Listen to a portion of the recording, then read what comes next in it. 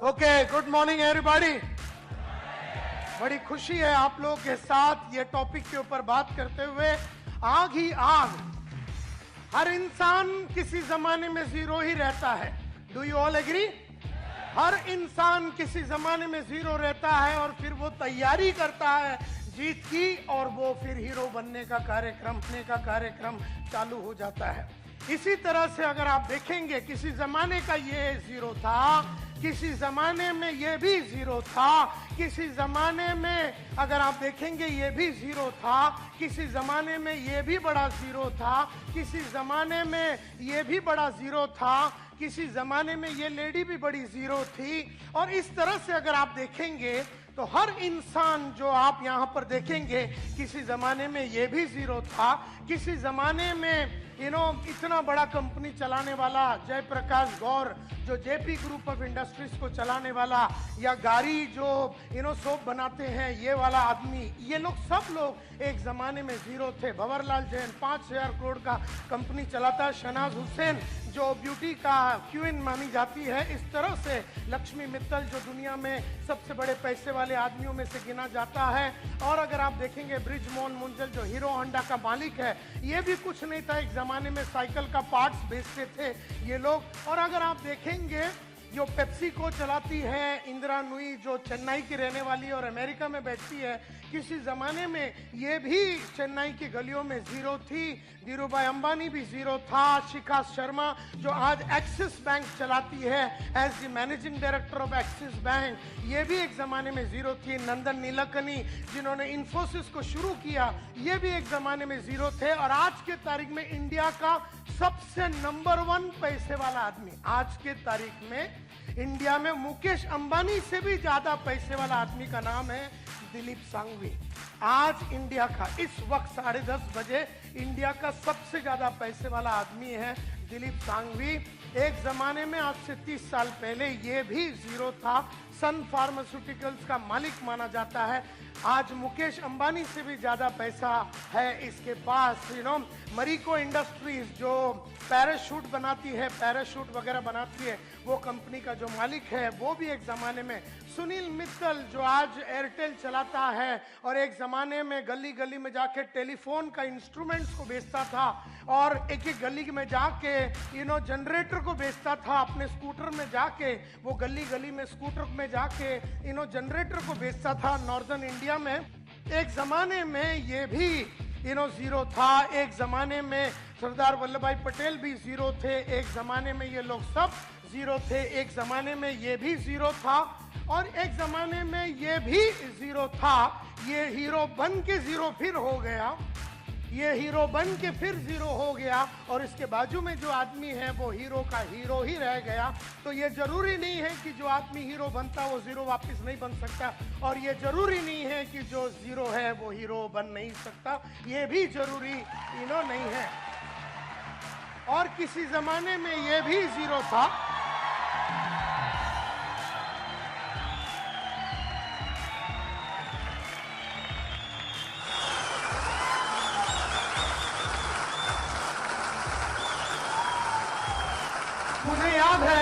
मुझे याद है मैं साहब को मिला था, मोहम्मद माजिद साहब को मिला था 2007 में केरला में। मुझे याद है मैं इनको मिला था, मेरे बाजू में बैठे थे, मैंने टॉक दिया था how to take businesses to the next level.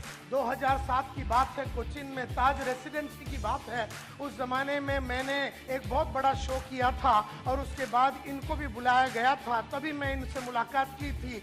2007 की बात है, जनवरी 12 की बात है।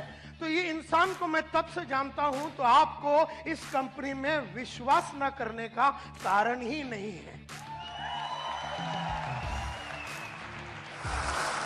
क्योंकि अगर मैं बोलता हूं कि ये विश्वास करने लायक आदमी है और ये कंपनी विश्वास करने लायक है, तो ये विश्वास करने लायक है। और संतोष नायर कभी भी सोच विचार किए बिना बात करता नहीं है, ये आप लोग सब लोग जानते हैं। तो ये विश्वास के ही हकदार है।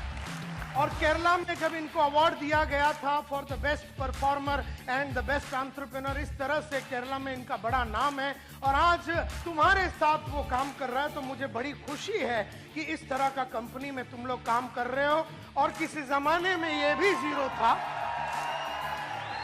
और किसी जमाने में ये भी जीरो था,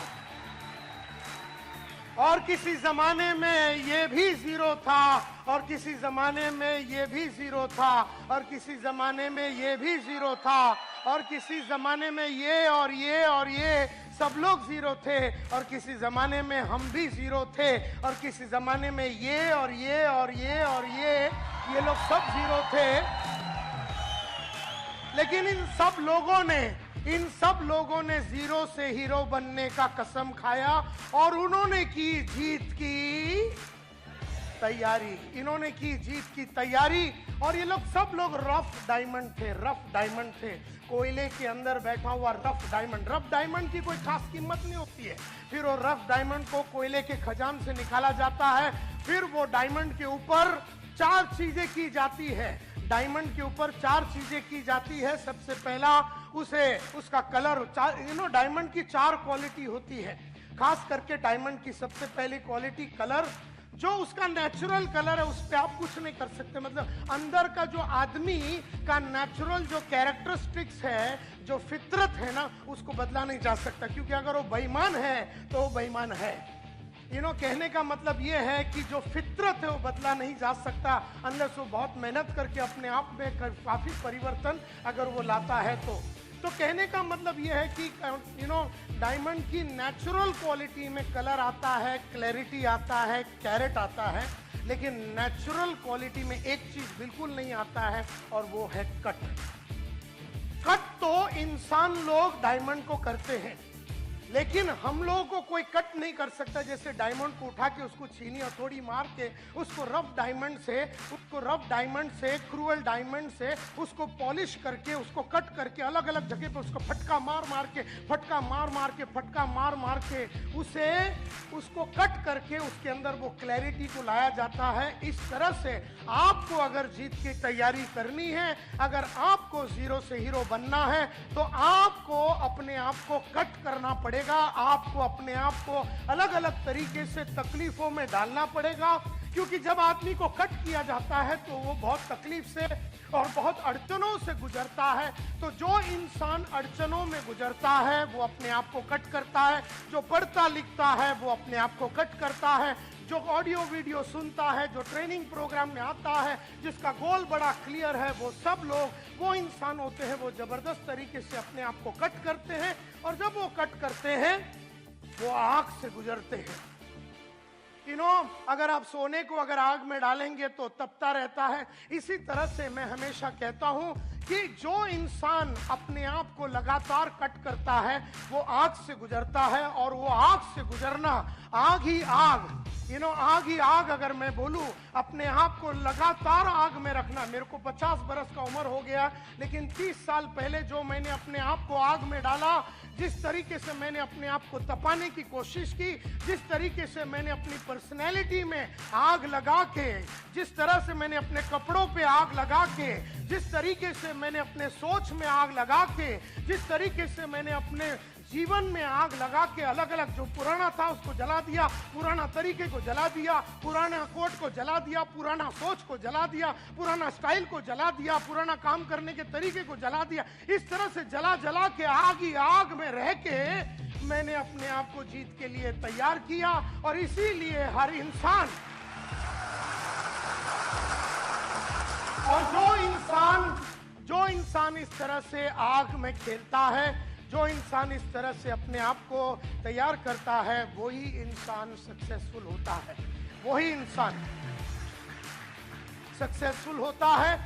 और मैं अगर अपनी कहानी शुरू करूं और ये बताऊं तो आज से कई साल पहले की बात है। 1983 में मैंने अपना करियर चालू किया as a door to door salesman.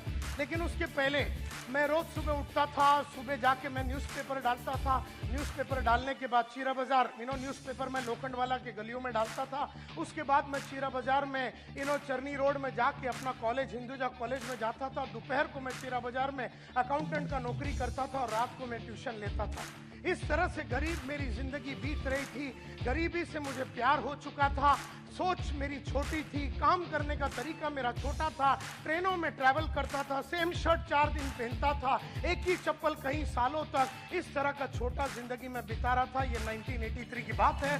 राह चलते चलते एक दिन मेरा दोस्त जो स्कूल में मेरे साथ पढ़ता था, स्वामीनाथन अय्यर, मुझसे मिला और पूछा तू करता क्या? मैं बोला रोज सुबह जाता हूँ, न्यूज़पेपर डालता हूँ, उसके बाद कॉलेज जाता हूँ, उसके बाद दोपहर को अकाउंटेंट की नौकरी करता हूँ, रात को ट्यूशन लेता हूँ।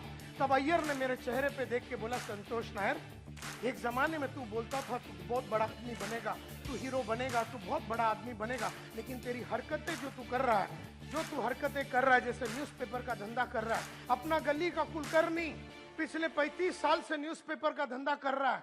35 साल में साइकिल में था और मैक्सिमम स्कूटर में आया। न्यूज़पेपर का धंधा करके कोई भी इंसान बड़ा नहीं हुआ, ऐसा अय्यर ने मुझसे कहा। 2 वक्त की रोटी तेरे को मिल जाएगा, लेकिन जिंदगी में तू बड़ा काम नहीं कर पाएगा। और जो तू अकाउंटेंट का नौकरी कर रहा है, कितना पगार है तेरा? आज तो 400 रुपए, अगले साल वो 500 हो जाएगा, अगले साल वो 600 हो जाएगा, अगले साल वो 700 हो जाएगा। आज से 15 साल के बाद जब तेरी उम्र 35 की हो जाएगी तो तेरा इनकम विल बी 10,000, 12,000, 14,000। किस तरह का तू शादी करेगा? क्या तेरे बच्चे होंगे? कौन से स्कूल में जाएंगे? उनके सपने कभी पूरा नहीं होगा। जिस तरीके से तू गरीब रहा, जिस तरीके से तेरे सपने कभी पूरे नहीं हुए, जिस तरीके से तेरे बाप ने तेरे को वो सब नहीं दिया जो तेरे को चाहिए था ताकि तू बड़ा इंसान बन सके, ये जो तू काम कर रहा अकाउंटेंट का, इससे तू बड़ा आदमी बन नहीं सकेगा। और रात को जो तू एक ट्यूशन लेता है उसमें 100 रुपए मिलता है, 2 ले ले 200 मिलेगा, 3 ले ले 300। ये गरीब सोच बदलेगी कब? और ये गरीबों जैसी हरकतें तेरी जो दिन बदलेगा, वो दिन तू हीरो बनेगा, वो दिन तू काम उस तरह का करेगा। क्योंकि जो अकाउंटेंट होता है ना, वो कभी अपने आप को पॉलिश नहीं करता। जो स्कूल का टीचर होता है ना, वो कभी अपने आप को पॉलिश नहीं करता। जो एक बैंक में काम करने वाला साधारण कैशियर, वो सुबह जाता है 9:30 बजे, शाम को वापस आता है, वो ना कभी अपने कपड़ों में, चाल में, ढाल में, विचार में, सोच में, तरीके में, विश्वास में, कॉन्फिडेंस में, कौशल्य में, नॉलेज में किसी तरह का वृद्धि नहीं करता। और इसीलिए वो साधारण था, वो साधारण है और वो मरेगा साधारण ही। इसलिए माय डियर फ्रेंड्स, इसलिए जरूरी है कि आदमी अपने आप को तैयार करे। जीतना हर आदमी का गेम है, लेकिन हर आदमी अपने आप को तैयार नहीं करता। जब स्वामीनाथन अय्यर ने मुझसे पूछा और कहा कि तू लाइफ में बड़ा आदमी नहीं बनेगा, तब मैंने अय्यर से पूछा, यार तू डरा मत, मेरे को बता करना क्या है।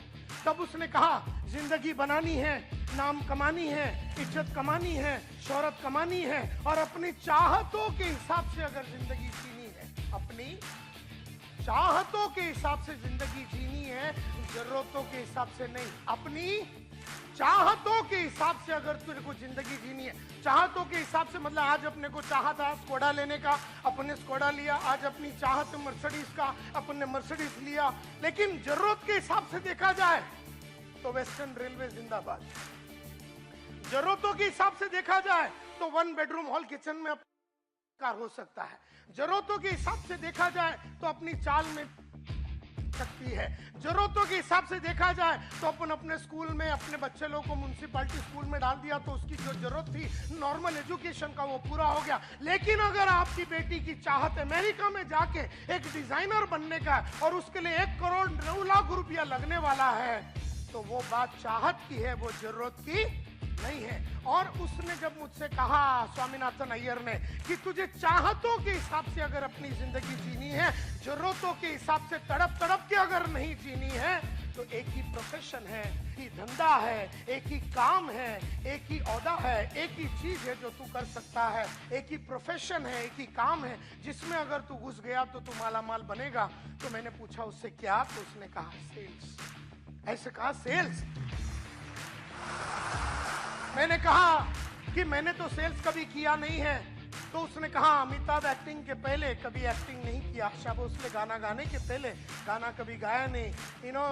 मोहम्मद मजीद जो साहब है, वो आयुर्वेदिक के बारे में पढ़ाई करने के पहले में, उसके पहले उसको मालूमात नहीं थी। डॉक्टर बनने के पहले वो डॉक्टर था नहीं। तो हर इंसान को तैयार करना पड़ता है अपने आप को, और तुझे भी सेल्स में अपने आप को तैयार करना पड़ेगा। चला जा तू सेल्स की दुनिया में, और अगर तुझे महीने का 5,000 चाहिए तो 5,000 मिलेगा, महीने का 50,000 चाहिए तो सेल्स में 50 मिलेगा। मैंने कहा 5 लाख रुपया चाहिए तो सेल्स में मिलेगा। तेरी चाहतों के हिसाब से तेरी दुनिया चलेगी।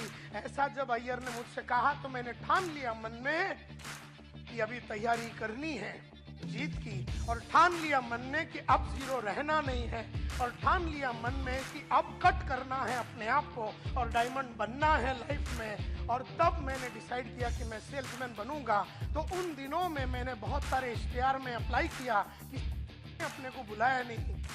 इश्तिहार पे अपन अप्लाई कर रहे थे। फिर एक दिन मैंने एक बड़ा सा एडवर्टाइजमेंट देखा, उसमें लिखा था बड़ा आदमी बनना चाहते हो, 6 महीने में बाइक लेना चाहते हो और अपने सपनों को पूरा करने चाहते हो तो आ जाओ walk in interview eureka Forbes. सुना है यूरेका फोर्ब्स? उस कंपनी का एडवर्टाइजिंग था। और हमारे पास वर्ली में, हम अंधेरी में रहते थे, वर्ली में जाने के लिए पैसा नहीं है। अपना दोस्त केवल राज सालियन के पास गया, 5 रुपया उससे उधार लिया और मैं चला गया वर्ली में। लंबा स्टोरी शॉर्ट करना चाहता हूं। पहला इंटरव्यू मेरा राजेश मल्होत्रा बोल के आदमी ने लिया। मल्होत्रा साहब 3 चीज करते थे। अगर आदमी अच्छा लगा तो सिलेक्ट, आदमी ठीक ठाक लगा तो रिजर्व कैंडिडेट, रिजर्व याला नंतर घेऊया, और अगर आदमी अच्छा लगा तो सिलेक्ट। मल्होत्रा साहब ने मेरे को पहले कैटेगरी में डाल दिया, जिसमें उन्होंने मेरे को रिजेक्ट कर दिया, क्योंकि ना मैं सेल्समैन जैसा दिखता था, ना मैं बोलता था, ना मेरी सोच वैसा उनको नजर आया। उन्होंने अंग्रेजी में बहुत सारे क्वेश्चन पूछे, मैं जवाब नहीं दे सका क्योंकि हम बर्फी वाला स्कूल में पढ़ते थे। डॉन बॉस्को एजुकेटेड मल्होत्रा साहब ने जब अपने को अंग्रेजी में बहुत सारा पूछा तो हम जवाब नहीं दे सके। मल्होत्रा साहब ना सिलेक्ट किया ना रिजर्व में डाला, उन्होंने रिजेक्ट कर दिया। और कहा मुंह पे देख के ये कि हम 15 दिन में बताएंगे। तभी मुझे नहीं मालूम था कि 15 दिन में बताने का मतलब है कि अपने को ऑलरेडी उसने रिजेक्ट कर दिया। ये तो बाद में मालूम पड़ा कि लोग अपने को घुमाने के लिए बोलते हैं ना, सोच के बताएंगे, बाद में बताते हैं। इसका मतलब है अपने को लात मार के उन्होंने भगा दिया। ये बात वो जमाने में नहीं समझ में आया, ये तो बाद में अभी समझ में आता है कि टोपी लगाने के लिए लोग इस तरह से बोलते हैं, मी नंतर कळू तुला, मी बोलतो तुझ्याशी, नंतर ये तू, इस तरह से वो बात करते हैं। तो रिजेक्ट कर दिया। अब मैं तो ये इंतजार में था कि 15 दिन में वो बताएंगे, लेकिन महीना भर में कुछ भी न्यूज नहीं आया। कहानी ऐसी जाती है कि मल्होत्रा साहब ने तो रिजेक्ट कर दिया, लेकिन बंबई आधा वो संभालते थे, आधा बंबई गुप्ता साहब बोल के दूसरा मैनेजर संभालते थे। उनको आदमियों की जरूरत पड़ी, वो मल्होत्रा साहब के पास गए और उन्होंने कहा, यार तूने बहुत सारे आदमियों को लिया है, लास्ट टाइम मैंने देखा वॉक इन इंटरव्यू में तेरे इधर 200-300 आदमी लोग आए थे, तो तेरे पास कोई कैंडिडेट है सिलेक्टेड तो मुझे दे दे। मुझे एक लोकेशन और एक ग्रुप चालू करना है, टीम चालू करना है। तो मल्होत्रा साहब ने कहा कि ये टाइम तो बहुत अच्छे आदमी नहीं मिले, इसके लिए मैंने सबको थोड़ा ही मिला मेरे को सिलेक्टेड, तो मेरे पास नहीं है सिलेक्टेड कैंडिडेट। अच्छा बोले तेरे पास कोई रिजर्व कैंडिडेट है तो वो दे दे, मैं उससे ही टीम चालू करता हूँ, गुप्ता साहब ने कहा। तो उन्होंने कहा नहीं यार मेरे पास रिजर्व कैंडिडेट भी नहीं है, मैंने सबको सिलेक्ट करके दे दिया। अच्छा बोले तेरे पास रिजेक्ट माल तो होगा तो वो ही दे दे मेरे को। तो मल्होत्रा साहब को गुप्ता साहब को मल्होत्रा साहब ने वो जो 150-200 आदमी जिसको उन्होंने रिजेक्ट किया था, वो रिजेक्टेड आइटम का सब फॉर्म दे दिया, उसमें अपना भी नंबर। उस रिजेक्टेड फॉर्म के अंदर तो वो सब जीरो के फॉर्म से, वो सब जीरो वाले थे। वो जीरो के फॉर्म से गुप्ता साहब ने मालूम नहीं कौन सा टेक्निक यूज करके उसमें से छाटम छाट करके अपने को एक टेलीग्राम भेजा। ये 1985 की बात है, उस जमाने में SMS वगैरह नहीं होता था, टेलीग्राम होता था। और जब एक दिन दोपहर को, गांधी जयंती के दिन दोपहर को 2 बजे टेलीग्राम आया, मेरे हाथ में आया। नसीब मेरा था कि मेरे हाथ में आया और मैंने वो खोल के देखा, report for final interview, report for final interview, ऐसा करके उसमें लिखा था 3 तारीख अक्टूबर को आ जाओ, सुबह 9:30 बजे फाइनल इंटरव्यू है। मैंने किसी को बताया नहीं, भाग भाग के गया अगले दिन वहां पर और उनके पास जाके इंटरव्यू दिया। उन्होंने कहा क्या करना चाहोगे? ऐसे सर आप बताइए, आप जैसा बोलेंगे वैसा करेंगे। आप बोलेंगे चर्च गेट में रोज सुबह चड्डी सर पे पहन के खड़े रहने से पैसा मिलता है, तो मैं एक रात पहले से ही खड़ा हो जाऊंगा। आप मेरे को बताओ करने का क्या है।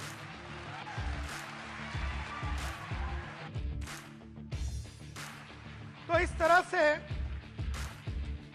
मैंने उनसे पूछा उसने कहा कि क्या कर, मैं बोला सर मेरे को पैसे चाहिए। बोलता ये लाइन में बड़ा इज्जत है, नाम है, शौर्य। मैं बोला इज्जत नहीं चाहिए, अपने को रोकड़ा चाहिए, क्योंकि 18 महीने से भाड़ा नहीं भरा है महाराष्ट्र हाउसिंग बोर्ड को। माँ का इलाज के लिए पैसा नहीं है, बड़ी बहन का शादी नहीं हो रहा, पैसे नहीं है घर में, छोटी बहन का शादी नहीं हो रहा, पैसे नहीं है हाथ में, डॉक्टर को 6 महीने से पैसा नहीं दिया, किराने वाले को 6 महीने से पैसा नहीं दिया, न्यूज़पेपर वाले को 3 महीने से पैसा नहीं दिया, मेरे को आगे पढ़ने का था, पैसा नहीं था। ऐसे सिचुएशन में ये बोलता इज्जत मिलेगा, नाम मिलेगा, वो किधर डालेगा अपन? तो हमने कहा मेरे को इज्जत नहीं चाहिए सर, आप लोग को बताओ रोकड़ा कैसा कमाने का है, टेल मी पैसा कैसा कमाने का। बोलता है I will teach you how to sell. एक बैच मैं कल सुबह 4 अक्टूबर को चालू कर रहा हूँ, मैं एक बैच चालू कर रहा हूँ 14-15 लोगों का, और एक मैं 15 दिन के बाद ज्वाइन चालू कर रहा हूँ, तू कौन सा ज्वाइन करना चाहेगा? तो हीरो जो 0 लोग होते ना, तो मैंने बोला 15 दिन के बाद आते। ये 0 लोग का यही काम होता है, कल सुबह मौका है, वो 0 लोग कभी पकड़ेंगे नहीं, 15 दिन डीले कर। मैं बोला 15 दिन के बाद आता हूँ, बाकी सब काम सल्टा बिल्टा के मैं आता हूँ। अभी सल्टाने के लिए क्या है लाइफ में? तू कुछ भी है नहीं, आठाना है नहीं तेरे जेब में, क्या सल्टाएगा तू? फिर 0 लोग ऐसे बात करते हैं, मैं सल्टा के आता हूँ जैसे कि अंबानी की औलाद है, बहुत कुछ सल्टा के आने का है, इधर कुछ है नहीं।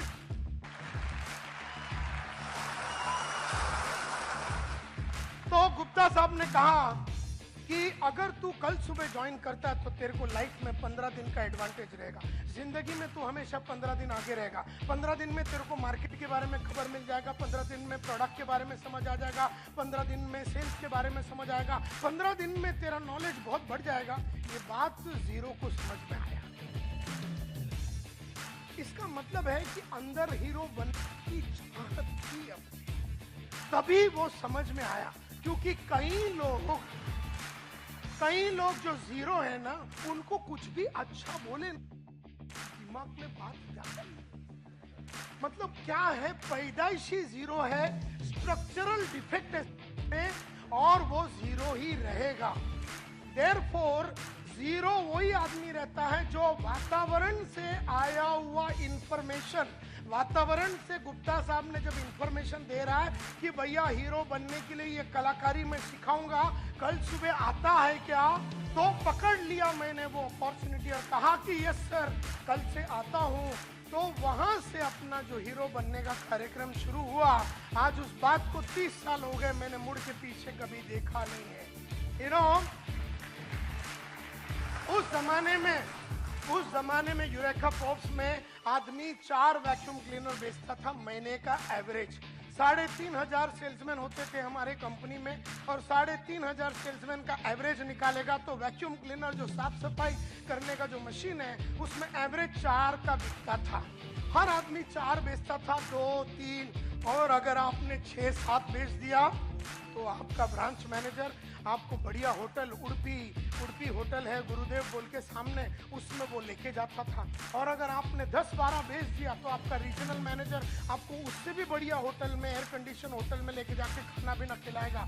और अगर आपने 12 या 14 बेचा तो आपका कंपनी का मैनेजिंग डायरेक्टर, हमारा कंपनी का मैनेजिंग डायरेक्टर अखिल मार्फतिया, अपना स्टैंडर्ड 2000 रोवर कार, जो उस जमाने में सबसे महंगा गाड़ी होता था, उसमें आता था और ज्वेल ऑफ इंडिया बोल के एक रेस्टोरेंट है वर्ली में, वहां लेके जाता था। तुमको बियर चाहिए, चिकन चाहिए, जो भी चाहिए खिलाएगा, और बदन का कोई भी पार्ट पे चुम्मा लगाने को रेडी था। अगर तुमने 14 बेचा और मार्फतिया साहब को बोला इधर चुम्मा लगाओ, तो वो तेरे कुंडी में चुम्मा लगाएगा, क्योंकि उसको सेल्समैनों से बहुत प्यार था। उसको लगता था कि जो 14-15 बेचता वो बापू है, बापू। और वो जमाने में अपना 5 दिन का ट्रेनिंग हुआ, 4 अक्टूबर को ज्वाइन किया, 11 अक्टूबर को ग्रैंड रोड बाजार में अपन उतरा। You know, my territory was red light area. मेरे को मेरे बॉस ने बोला उधर जा। मैं बोला सर उधर कैसा माल बेचेंगे, वैक्यूम क्लीनर? बोलता उधर बहुत पोटेंशियल है। तो मेरे को लगा कि गुप्ता साहब जाते होंगे तो उनको पोटेंशियल के बारे में ज्यादा मालूम है, तो मैंने मन में ठान लिया कि मैं उधर ही बेचेगा। लेडीज एंड जेंटलमैन, मुझे खुशी है कि 20 दिन में मार्केट में था वो एरिया के अंदर 26 वैक्यूम क्लीनर बेचा मैंने पहले महीने में।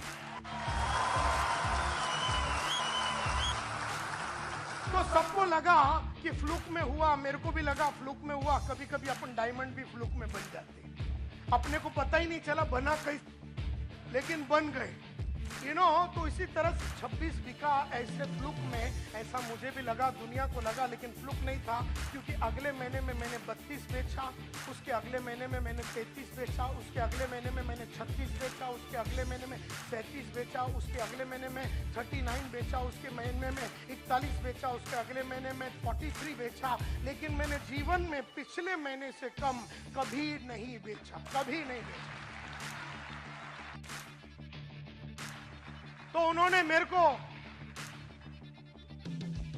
इंडिया का नंबर 1 सेल्समैन बन गया, इंडिया का रातों रात नंबर 1 सेल्समैन मैं बन गया।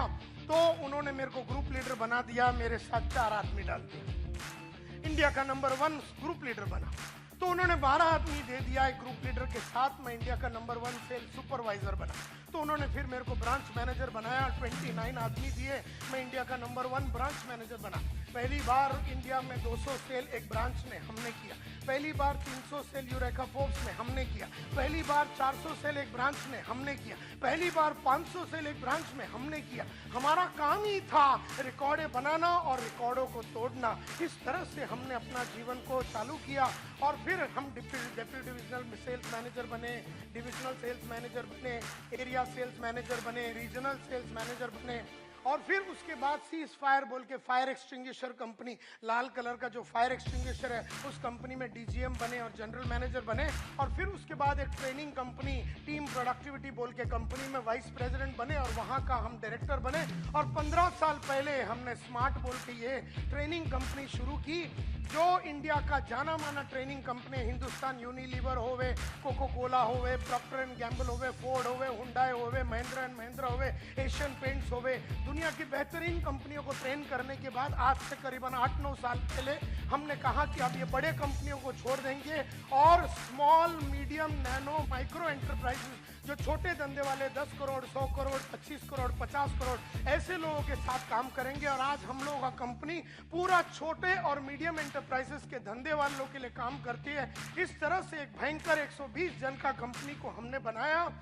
मुझे याद है मेरा पहला घड़ी था हेनरी सैंडोज एंड फिल्स, पहला घड़ी था मेरा हेनरी सैंडोज एंड फिल्स, 25वां हैंड है मेरे ख्याल से, जो मेरे बाप ने मेरे को गिफ्ट दिया था, सेकेंड हैंड भी नहीं था वो, 25वां हैंड था, 25 रुपया का लिया था मेरे फादर ने, वो मेरा पहला घड़ी था। मैंने टारगेट रखा कि मैं 500 रुपये का सिटीजन कॉर्ड्स खरीदूंगा मेरे पहले पगार से, और मैंने वो खरीदा। उसके बाद मैंने लक्ष्य रखा, पर्पस रखा, गोल रखा कि अब मैं 1200 का घड़ी खरीदूंगा, टाइटन क्लासिक खरीदा। फिर मैंने लक्ष्य रखा कि मैं 5000 का घड़ी खरीदूंगा, फिर मैं 50,000 का घड़ी खरीदूंगा। फिर लक्ष्य रखा 1 लाख, 2 लाख, 3 लाख, 4 लाख, 5 लाख, 5,60,000 रुपये का मैंने घड़ी का टारगेट रखा और मैंने रोलेक्स का घड़ी 5,60,000 का खरीदा। मुझे याद है मेरा जो पहला पेन होता था वो 2 रुपये का शार्प का पेन होता था, जो वेस्टर्न रेलवे में अपन ट्रेन में जब जाते हैं तो वो बेचने के लिए आदमी आता है। तब मैंने टारगेट रखा कि मैं विल्सन का पेन रखूंगा 40 रुपया का, 40 रुपये का विल्सन का पेन रखता था। उसके बाद मैंने बोला कि अब मैं पेन रखूंगा 100 रुपये का, और फिर वो 100 रुपये का मैं फ्लेयर का पेन रखता था। उसके बाद 400 रुपये का शेफर का पेन रखता था, 1000 रुपये का सिल्वर क्रॉस पेन रखता था, 2000 का गोल्ड क्रॉस पेन रखता था, 25,000 का मॉन्ट ब्लैंक रखता था। आज 3 लाख रुपये का घड़ी, 3 लाख रुपये का अपन पेन अपने इधर जेब में लगा के घूमते हैं। मुझे याद है माय डियर फ्रेंड्स, मुझे याद है माय डियर फ्रेंड्स कि मेरा पहला महीने का सैलरी था 500 रुपया। फिर मैंने कहा, लक्ष्य रखा कि अब मैं 5,000 रुपया कमाऊंगा महीने का। भागा भागा भागा, अपने आप में परिवर्तन लाया, कपड़ों में परिवर्तन लाया, बोली में परिवर्तन लाया, चाल में परिवर्तन लाया, सोच में परिवर्तन लाया, सोच में कंप्लीट परिवर्तन लाया। और फिर हमने कहा 50,000 रुपये महीने का कमाएंगे, फिर हमने कहा 2 लाख महीने का कमाएंगे, फिर हमने कहा 5 लाख रुपये महीने का कमाएंगे। जब हम 5 लाख रुपये महीने का कमाते थे, हमने लक्ष्य रखा, पर्पस रखा, गोल रखा कि अब ये महीने का कार्यक्रम नहीं चलाएंगे, अब हमको दिन का चाहिए। तो दिन का हमने टारगेट रखा कि हम 3,000 रुपया कमाएंगे, फिर दिन का 10,000 रुपया कमाएंगे, दिन का 4 लाख कमाएंगे, दिन का 5 लाख कमाएंगे, दिन का 7 लाख रुपया। जब दिन का 7 लाख रुपया कमाते थे तो हमने कहा ये इस तरह का गरीब जिंदगी हम जी नहीं सकते। दिन में खाली 7 लाख रुपया कमा के कैसा आदमी जिएगा दिन में? तो हमने कहा अब ये दिन का कार्यक्रम नहीं, अभी अपने को घंटे का चाहिए। तो हमने घंटे का फिर रखा 10,000 रुपया, फिर घंटे का 20,000 रुपया, फिर घंटे का 3 लाख रुपया। इस तरह से हमने अपना जीवन को बिताया। जैसे जैसे पैसा ज्यादा कमाने का था, हमने अपना नॉलेज को बढ़ाया, अपने नॉलेज को बढ़ाया, कई किताबें पढ़ी, ऑडियो देखे, वीडियो देखे, नॉलेज को कंप्लीटली बदला। और फिर उसके बाद एटीट्यूड्स में बदलाव लाया और बहुत सारे 5 लाख रुपये पर घंटे के लिए कमाने के लिए जो स्किल्स लगता है, कौशल्य लगता है, सेलिंग स्किल्स लगता है, नेगोशिएशन स्किल्स लगता है, प्रेजेंटेशन स्किल लगता है, लीडरशिप स्किल लगता है, चेंज मैनेजमेंट स्किल्स लगता है, इंटरव्यूइंग स्किल्स लगता है, बहुत कौशल्य लगता है कमाने के लिए। देयरफॉर बहुत सारे अलग अलग कौशल्य डेवलप किया। और फिर अगर आपको बहुत सारा कमाना है और आगे बढ़ना है तो आदतें बदलनी पड़ेंगी। तो आदतों में बहुत परिवर्तन लाया, बहुत ज़्यादा परिवर्तन लाया। सुबह उठने की आदत, टीवी ना देखने की आदत, और पढ़ाई करने की आदत, झूठ ना बोलने की आदत, आधा महीने में पूरा महीने का काम करने का आदत, टाइम वेस्ट ना करने की आदत, ऐसी बहुत सारी आदतें ढाली। और therefore knowledge, attitude, skills, habits और स्ट्रेटजीज लगातार अपने क्लाइंट्स को बदलता रहा। एक जमाने में जो क्लाइंट मेरे को 20,000 रुपया देता था तो उसके सामने खड़े रह के डांस करता था। जब देखा कि ये 50,000 नहीं दे सकता और 50,000 के लिए दूसरे हायर लेवल के क्लाइंट चाहिए, तो स्ट्रेटेजी ऐसा निकाला कि क्लाइंट्स को बदल दिए। लगातार हर 2 साल में अपने क्लाइंट्स को बदलता रहा, क्योंकि जो आज 20,000 देता है कल वो 2 लाख नहीं दे पाएगा। एंड देयरफॉर आज जो 20,000 रुपया देता, 2 साल के बाद उसको मैं छोड़ देता हूँ और उसको पकड़ता हूँ जो 50,000 रुपया आज दे सकता है। और जब अपने को 1 लाख रुपया चाहिए तो उसको छोड़ देता हूँ, और जब अपने को 2 लाख चाहिए तो फिर इसको छोड़ देता हूँ। जैसे जैसे अपने को अगले लेवल पे जाना है तो वो पुराना नॉलेज को छोड़ देना पड़ेगा, पुराने एटीट्यूड्स को छोड़ देना पड़ेगा, पुराने आदतों को छोड़ देना पड़ेगा, पुराने कौशल्यों को छोड़ देना पड़ेगा, पुराने स्ट्रेटजीज को छोड़ देना पड़ेगा। हम में से कईयों का प्रॉब्लम ये है कि हमारी नॉलेज, एटीट्यूड, स्किल्स, हैबिट्स और स्ट्रेटजी सेम रही है और हमारी चाहत उसके आगे निकल गई। तो चाहत मेरी 5 लाख की है लेकिन हरकतें मेरी 20,000 वाली है। चाहत मेरी 5 लाख की है, कपड़े मेरे 20,000 वाले हैं। चाहत मेरी 5 लाख की है, सोच मेरा 20,000 का है। चाहत मेरी 5 लाख की है, कौशल्य मेरी 20,000 की है। चाहत मेरी 5 लाख की है, आदतें मेरी 20,000 वाली है। तो आदतें 20,000, चाहत 5 लाख, कैसा मैच हो? And therefore my dear friends, it is a very conscious thing. आपको एकदम कॉन्शियसली जानबूझ के इसके ऊपर सोचना पड़ेगा। हर टाइम आपकी तैयारी जीत की अगली लेवल की होनी चाहिए। आज जो जीत है वो 1 लाख की जीत है, कल का जीत तो 5 लाख की जीत है, परसों का जीत तो 10 लाख का जीत है। और देयरफॉर तैयारी 24 आवर्स मरते दम तक आपको करते रहना है। अभी गरीबों का प्रॉब्लम क्या है मालूम है?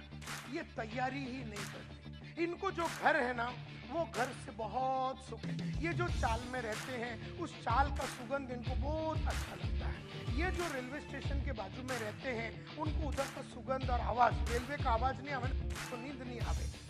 तो इस तरह से गरीबों की प्रॉब्लम क्या है कि गरीब जैसा था। कल मेरे ऑफिस में मैं निकल रहा था, एक लड़का है मेरे कंपनी में, नाम नहीं लूंगा, उसका अंग्रेजी बराबर नहीं है। तो मैंने उसको कहा कि हर रात मैं अपने आप को इम्प्रूव करने के लिए, अंग्रेजी को इम्प्रूव करने के लिए ये किताब लिखता हूँ। मैं उसको किताब बताया, वो किताब कैसे लिखता हूँ, मैं रोज कैसे शब्दकोश को बढ़ाता हूँ, सब कुछ बताया। और मैंने उसको बोला ये किताब लेके तू आज जाना। 1 घंटे के बाद मैं ऑफिस में वापस आया तो बोल रहा मैं घर जा रहा हूँ। मैंने तूने वो किताब लिया? बोले नहीं सर, ईस्ट में है ना। अब हम वेस्ट में बात कर रहे थे, बोले ईस्ट में है, अंधेरी ईस्ट के ऑफिस में। तो मैं ना नोटबुक में लिखता हूँ। यही प्रॉब्लम है, तुम छोटी सोच वाली औलाद। ऐसी मैंने उसको बोला, तेरे को मैं बोलता हूँ कि ये बुक लिख, तेरे को बुक बताता हूँ, तेरे को बताता हूँ कि मैंने अपने अंग्रेजी को कैसे सुधारा, तेरे को मैं रास्ता बताता हूँ, तेरे को मैं बुक खोल के पूरा डिटेल में तेरे को बताता हूँ कि कैसा रोज रात को मैं लिखता हूँ, एक एक करके मैं कैसे लिखता हूँ कि आज मैंने क्या अचीवमेंट किया अंग्रेजी के लिए, इससे मेरे को क्या फायदा हुआ, कल मैं अंग्रेजी को कैसे सुधारूंगा और उसके लिए क्या कदम लूंगा। मैं तेरे सामने ऐसा 10 बुक दिखाया, ये बुक तेरे को बोलता अपना ईस्ट वाले ऑफिस में जाके ले, और मेरे को बोलता ईस्ट में।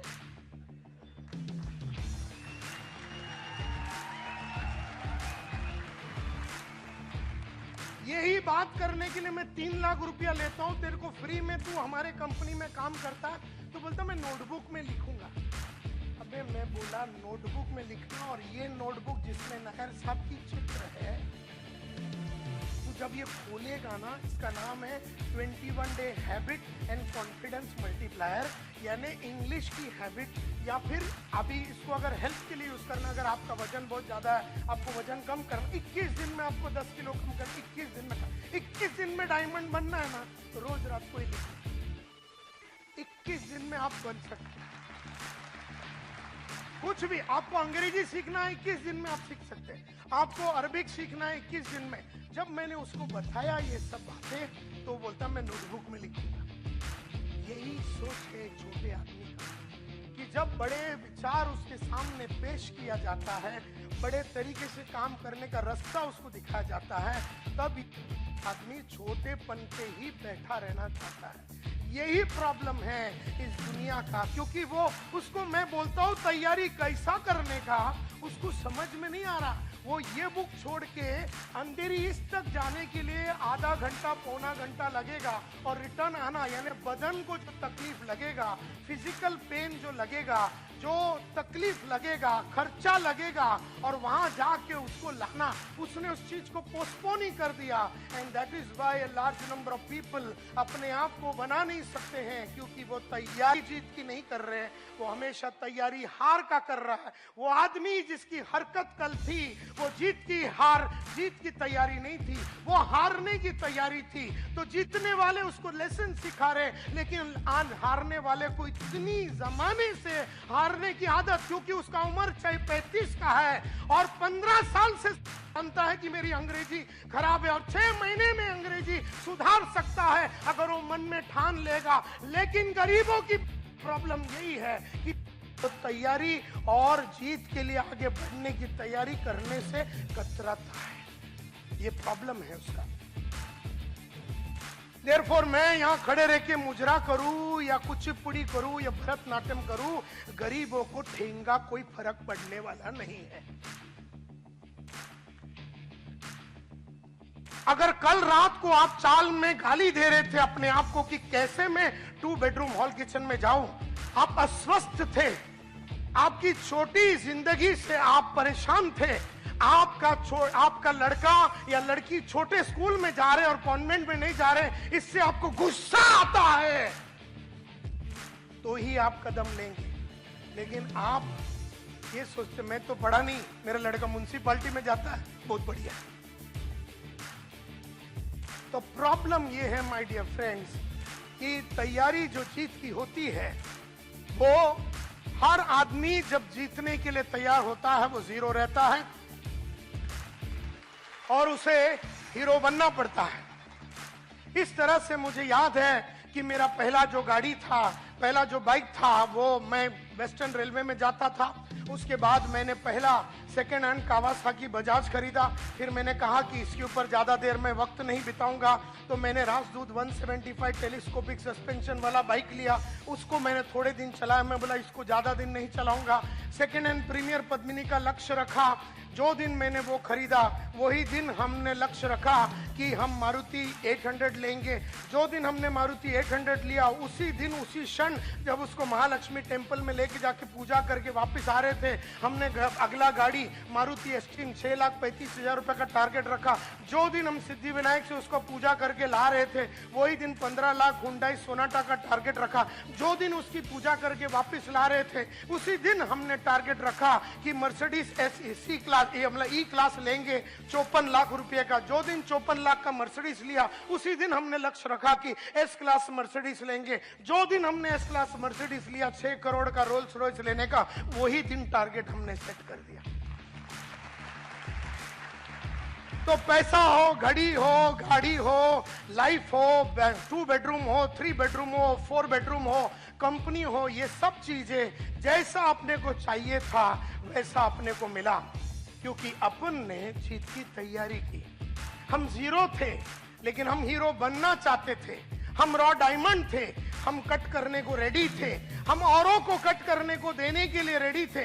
हमने अपने बॉस के सामने अपने आप को निछावर किया और बोले सर आप बताओ ये बदन से क्या होना चाहिए, ये मन से क्या होना चाहिए, ये बॉडी से क्या होना चाहिए। उन्होंने कहा कि ये चीजें अगर आप करेंगे तो आप सक्सेसफुल होंगे। ऐसे अनकंडीशनली अपने आप को सरेंडर किया, ऐसे अनकंडीशनली अपने आप को सरेंडर किया अपने बॉस लोग के सामने, अपने अपलाइन के सामने, अपने कलीग्स के सामने। जो बोला गया है, जैसा बोला गया है, हजारों किताबें पढ़ी, किताबों में जो लिखा है, हजारों सीढ़ियां सुनी, जो सीढ़ी में लिखा हुआ है, बोला हुआ है, वैसे का वैसा पॉइंट टू पॉइंट डिक्टो वो मैंने किया। अपना दिमाग कभी मैंने नहीं लगाया। तो आज अगर मैं आप लोगों को कुछ बोलता हूं कि क्या करना है, आप अपना दिमाग मत लगाओ, आप बस वो करो जो मैं आपको बोल रहा हूं। लेकिन मुद्दा ये है माय डियर फ्रेंड्स, और ये इस तरह से जब आप आदमी करेगा तो ये कहा जाता है कि वो आग में आज भी तप रहा है। हर दिन मैं 1 घंटा रीडिंग करता हूँ, हर दिन मैं रोज रात को वैसे 3 किताबें लिखता हूँ जो मेरे 1 से सवा घंटा ले लेता है। इस तरह से मैं जो चीजें करता हूँ 1 से सवा घंटा रोज मैं जीत की तैयारी करते हूँ। और जबकि मेरा कमाई दिन का 5-1 लाख रुपया है, तब मैं सवा घंटा रोज रात को ऐसी किताबें लिखता हूं। तो समझ लो कि तुम्हें कितना तैयारी करना पड़ेगा, कितना एफर्ट डालना पड़ेगा। आज हम ये स्टेज पे आ गए हैं, फिर भी हमने पढ़ाई लिखाई को बंद करने से इनकार किया। हम कभी ये मानते ही नहीं है कि माझ्याकडे काही आहे आणि मला काही कळतं।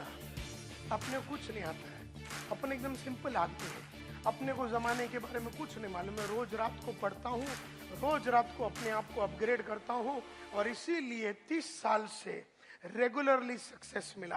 कईयों को 1 साल सक्सेस मिलता है, फिर नीचे चला जाता है, फिर 6 महीना गायब रहता है, फिर थोड़ा सक्सेस मिलता है, फिर वो नीचे चला जाता है, फिर थोड़ा मिलता है, फिर वो गाँव चला जाता है, फिर नीचे चला जाता है। इस तरह से लाइफ बढ़ता नहीं है, इस तरह से लाइफ बनता नहीं है। तो माय डियर फ्रेंड्स, मुझसे लोग देयरफॉर पूछते हैं कि सर ये सभी लोग जो थे जिनके बारे में आपने कहा जो जीरो थे और हीरो बने कैसे, तो मैंने स्टडी किया उनके लाइफ को, मेरे लाइफ को, और दुनिया के बेहतरीन विश्वनाथन आनंद जो चेस प्लेयर है, दुनिया के बेहतरीन बैट्समैन, दुनिया के बेहतरीन एक्टर, इनके लाइफ को, दुनिया के बेहतरीन नेटवर्कर। मैं नेटवर्किंग इंडस्ट्री में 1989 में घुसा था। I was India first representative. 1988 में इंडिया का सबसे पहला रिप्रेजेंटेटिव था। डायरेक्ट सेल्स के लिए मेरे को भेजा गया बर्लिन में, जर्मनी में, वर्ल्ड डायरेक्ट सेल्स कांग्रेस में, जहां पर दुनिया की बेहतरीन वर्ल्ड कॉरपोरेशन का कॉन्फ्रेंस हुआ था। और आज से करीबन 30 साल पहले मैं पहली बार नेटवर्किंग से वाकिफ हुआ।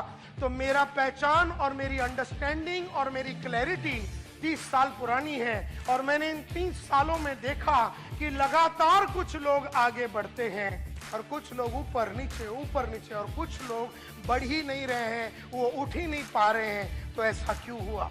तो मैं एक वॉयेज ऑफ डिस्कवरी में गया मैंने कईयों की बायोग्राफी पढ़ी, ऑटोबायोग्राफी पढ़ी, मैंने बहुत सारे लोगों का मीटिंग किया और मैंने बहुत सारे चीजें सोचा और दुनिया की बेहतरीन MLM और नेटवर्क मार्केटिंग के लोगों से वर्ल्ड वाइड मिला। एमवे का मालिक, एवरी श्लेन का मालिक, एवॉन का मालिक, सब मेरे बाजू में बैठे रहते थे आज से करीबन 25-30 साल पहले। और उन सब लोगों को वर्ल्ड की सबसे बढ़िया कंपनी की, MLM कंपनी की लोगों से मेरा उठना बैठना हुआ था 30 साल पहले। उन सब से सीखा और मैंने पूछा अपने आप से, दुनिया के लिए पूछा कि सक्सेस का फॉर्मूला क्या है। तब मुझे समझ में आया, success everybody wants it, yes और नो। मैंने देखा कि किसी को भी पूछो सक्सेस चाहिए, तो मुझे लगा कि हार्ड वर्क शायद सक्सेस का फॉर्मूला रहेगा। लेकिन मैं आज आपको बताना चाहता हूं, हार्ड वर्क का सक्सेस से कोई लेना देना नहीं। क्योंकि अगर हार्ड वर्क ही सक्सेस का फॉर्मूला है तो मेरे बाजू में एक आदमी रिक्शा चला रहा, पिछले 30 साल से गरीब था, गरीब है, गरीब रहेगा। तो हार्ड वर्क का सक्सेस से कोई लेना देना नहीं है। हाँ, शायद हार्ड वर्क एक चीज हो सकता है सक्सेस के लिए, एक एलिमेंट हो सकता है सक्सेस के लिए, लेकिन सिर्फ हार्ड वर्क से आदमी लाइफ नहीं बना सकता। क्योंकि अगर सिर्फ हार्ड वर्क करना है तो मजदूर लोग भी रोज हार्ड वर्क करते हैं लेकिन उनका लाइफ सक्सेसफुल नहीं होता। देयरफॉर हार्ड वर्क शायद सक्सेस का एक फॉर्मूला है, लेकिन सिर्फ हार्ड वर्क से सक्सेस नहीं मिलता। फिर हमने देखा कि सीक्रेट ऑफ सक्सेस अगर जानना है तो क्या देखना है, हमें क्या यह देखना है कि आदमी ने क्या किया। तो आदमी ने, सचिन तेंदुलकर ने क्या किया, 50 सेंचुरी मारा टेस्ट में, 50 सेंचुरी मारा वनडे में। आदमी ने क्या किया सब देख रहे। आदमी ने क्या किया, मोहम्मद माजिद साहब 40,000 करोड़ के मालिक है, आज इतना फैक्ट्री है, ये है, सेमी डायरेक्ट इतना वर्ल्ड वाइड कॉर्पोरेशन है। आदमी ने क्या किया ये सब जानते हैं, लेकिन मुद्दा ये नहीं कि आदमी ने क्या किया, आदमी को वो किसने और क्या चीज ने करवाया ये जानना जरूरी है। कौन है जो सचिन तेंदुलकर से 50 सेंचुरी करवाए, क्या है जिसकी वजह से सचिन तेंदुलकर 50 सेंचुरी वनडे में मारा, 50 सेंचुरी मतलब टेस्ट मैच में मारा। वो क्या है जो नायर साहब को 7 लाख रुपया दिन का कमाने मजबूर करती, कौन कर रहा है उसे, क्या किया ये सब लोग जानते हैं कि वो 7 लाख कमा रहा है, लेकिन दैट इज नॉट इंपॉर्टेंट। तो काय केला, दैट इज नॉट इंपॉर्टेंट। कोणी यक्षाशी एक करून घेतलं, क्या की, मतलब what made main do it, क्या चीज है जिन्होंने उनसे ये करवा के लिया, ये जरूरी है। क्योंकि अमिताभ बहुत बड़ा एक्टर है और करोड़ों रुपया कमाता है, व्हाट मेन डू, तो वो तो नजर आ रहा है कि वो क्या किया है, कि वो रोल्स रॉयस गाड़ी चलाता, ये तो दिखता है, लेकिन what made main do it, क्या चीज करने के वजह से वो रोल्स रॉयस तक पहुंचा, क्या चीज करने की वजह से वो 50 सेंचुरी मार सका, क्या चीजें करने से वो 7 लाख रुपया दिन का कमा सकता है, क्या चीज करने से। तो जब मैं इस स्टडी पे पहुंचा तो मैं समझ गया कि मैं ढूंढ रहा था the common denominator of success, कि वर्ल्ड में सक्सेस का कॉमन डिनोमिनेटर या कॉमन फैक्टर क्या है। मैं इस नतीजे पे पहुंचा कि दुनिया में सिर्फ सक्सेस का एक फॉर्मूला है, और ये मैं 500 बार बोल चुका हूं, लेकिन फिर भी जब जब मैं बोलता हूं तो मुझे याद आती है कि मुझे ये करते रहना है, हर दिन, हर शाम, हर घंटे मुझे करते रहना है। जानना और करने में बहुत फर्क है। जानने वाले लोग इंटेलिजेंट होते हैं, करने वाले लोग वाइस होते हैं। इंटेलिजेंट आदमी को सब मालूम है क्या करने का, लेकिन जो प्रज्ञा को प्राप्त हुआ है, जो वाइस आदमी होता है, जिसको शाना बोलते हैं, वो करता है, और इंटेलिजेंट खाली जानता है। तो जानता सब आदमी है कि सुबह जल्दी उठना चाहिए, लेकिन करते सिर्फ वाइस आदमी लोग हैं। जानते सब आदमी है कि पढ़ना चाहिए है, लेकिन करते सिर्फ वो है जो प्रज्ञा को प्राप्त हुए, जो विजडम को प्राप्त हुए, जो जिंदगी में क्लैरिटी के साथ सोच सकते हैं। तो मैं ढूंढते ढूंढते एकमात्र फॉर्मूला पे आया कि सक्सेस का सिर्फ एक फॉर्मूला है, जैसे थोड़े देर पहले जब इधर खड़े रह के कमांडो साहब ने कहा कि रिकॉर्डिंग नहीं करना है, फिर भी मेरी नजरें उधर जा चुकी है जहां पर 3 आदमी ये रूम में रिकॉर्डिंग कर रहा है। अब उसको जानने में प्रॉब्लम नहीं, वो जानता है लेकिन वो करता नहीं। तो इसमें फर्क है। वो सस्ते में रिकॉर्डिंग करके लेने के चक्कर में है। वो सीडी नहीं खरीदेगा 1200 रुपए में, जो रास्ता सही है उस पे वो नहीं जाएगा, बेईमानी करेगा। तो ये जो रिकॉर्डिंग चालू है, जो भी कर रहा है वो बेईमान।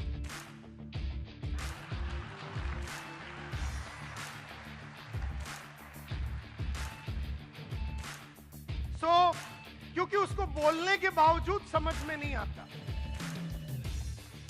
वो अनपढ़ गवार नहीं है, वो शाना समझता अपने आप को, लेकिन है वो गधा।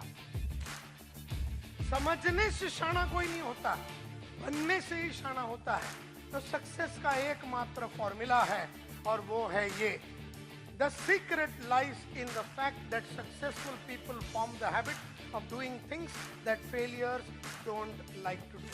बड़ा सिंपल है। सक्सेस का फॉर्मूला सिर्फ एक ही है। सक्सेस का फॉर्मूला सिर्फ एक ही है और वो ये है the secret of success. Success का सीक्रेट कहां पर है?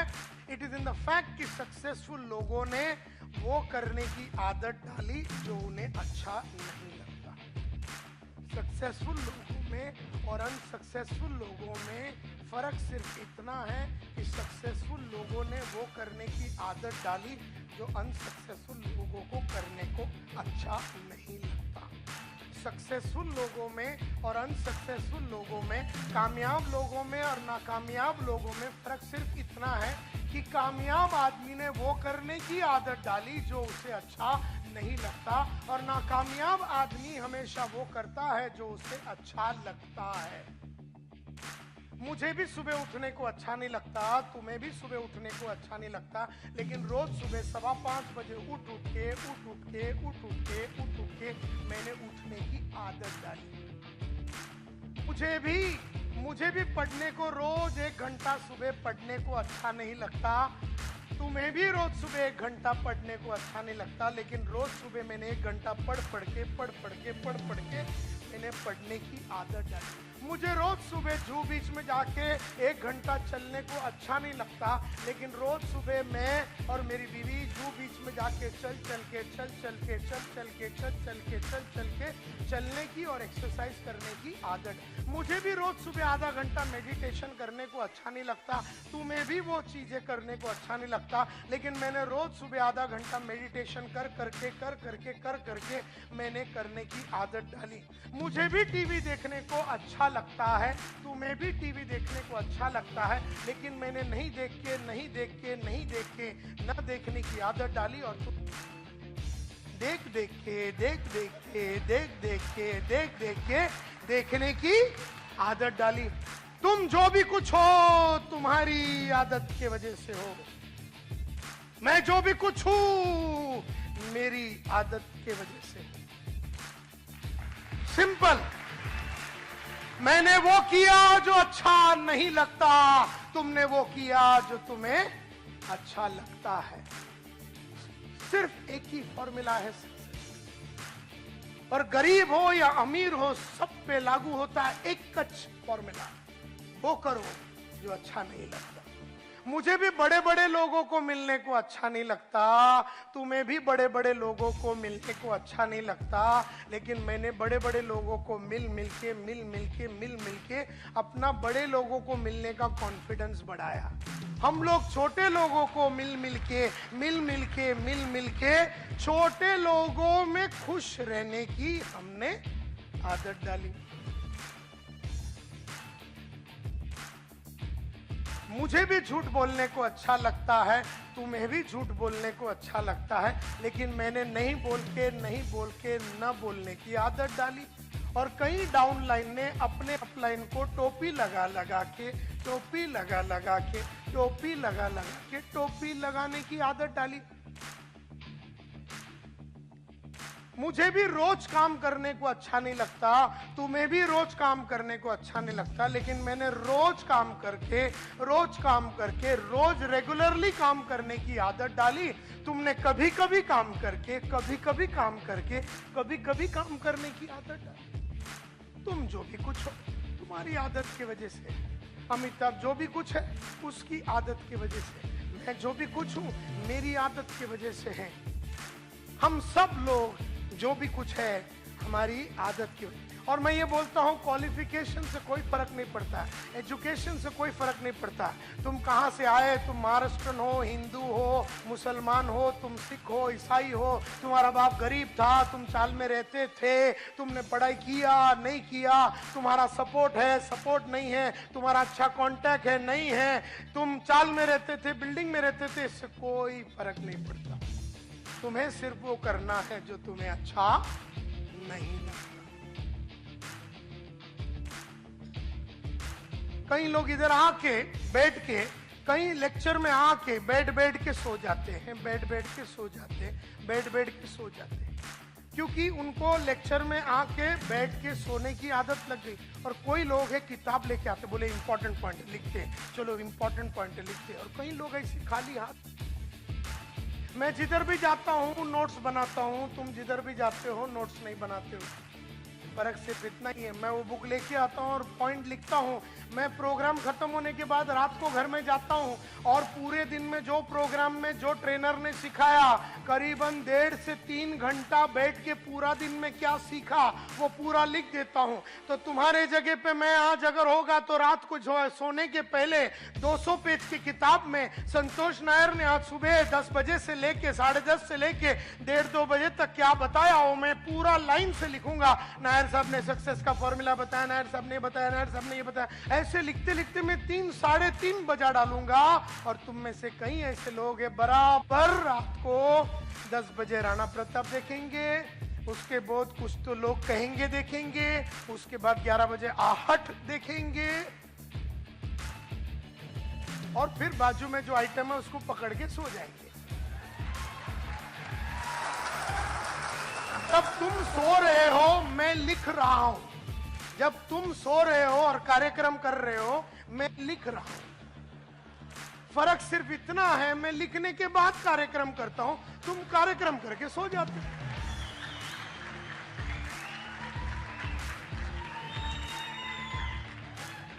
तो जब तुम दूसरे दिन सुबह उठे, तुम सेम आइटम है, मैं जब उठा तो मैं बदल गया था। तो मैं कल और आज में सेम आदमी नहीं हूं, तुम कल और आज में सेम आदमी हो। ये तुम्हारी आदत है। इसके लिए जीत की तैयारी मैंने कल रात को की, तुमने दूसरा कुछ तैयारी किया। मैं जीतने की तैयारी की, तुम मजा किया। मजा करने से जीतता नहीं है, मजा भी करना चाहिए, मैं ना नहीं बोलता हूं। घूमना चाहिए, फिरना चाहिए, टीवी देखना चाहिए, लेकिन अपना वो काम जो तुम्हें अच्छा नहीं लगता वो करने के बाद तुम्हें वो करना है, एंड नॉट बिफोर दैट।